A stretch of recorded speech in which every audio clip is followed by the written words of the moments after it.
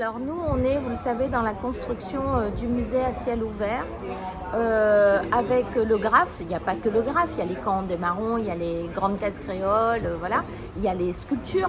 Mais en ce qui concerne le graphe, nous avons une ville où nous avons aujourd'hui 500 œuvres qui sont dans toute la ville.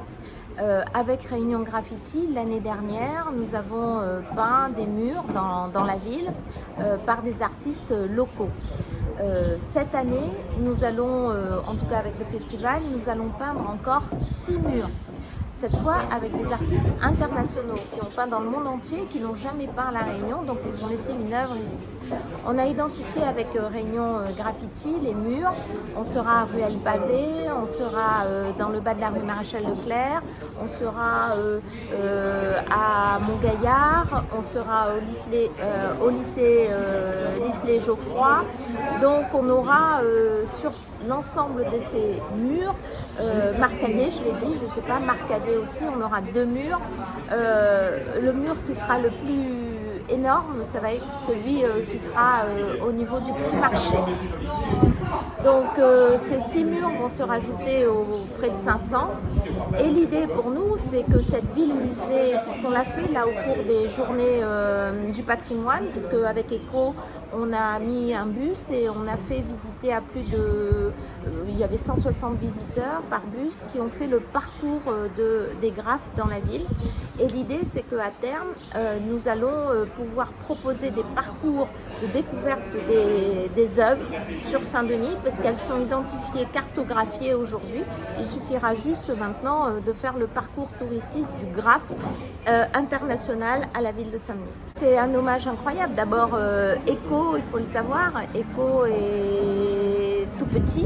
D'ailleurs, il le raconte lui-même, hein, c'est un gars à la cour, tout petit, il a peint. Le proviseur Lislet Geoffroy nous disait tout à l'heure qu'il a retrouvé un tag, à l'époque ça s'appelait les tags, un tag d'ECO dans le lycée quand il était lycéen. Et on lui rend hommage aussi parce que il a été persévérant, il a beaucoup travaillé et maintenant c'est un artiste qui prend la lumière et qui a la capacité de faire venir des artistes internationaux à La Réunion. C'est pas donné à tout le monde, ça veut dire qu'il a sa légitimité à force de travail, de persévérance et d'ambition.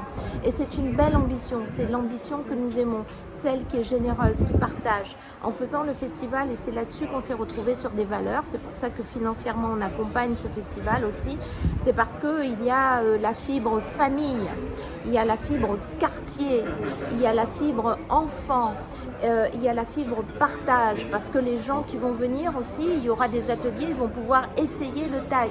Les jeunes, les 6 élèves de Lislet Geoffroy vont taguer, vont graffer.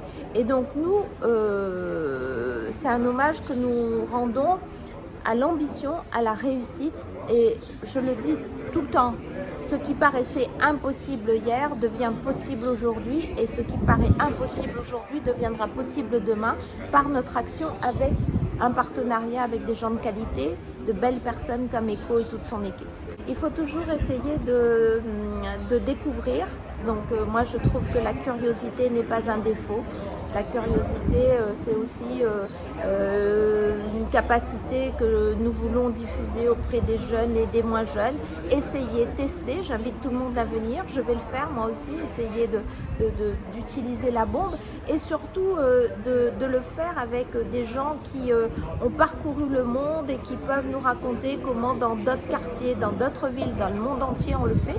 Donc oui, je vais le faire et j'invite tous les Dionysiens, Dionysiennes et les Réunionnais, les Réunionnaises qui vont venir pendant ces semaines de festival à venir essayer, découvrir et aimer le graphe.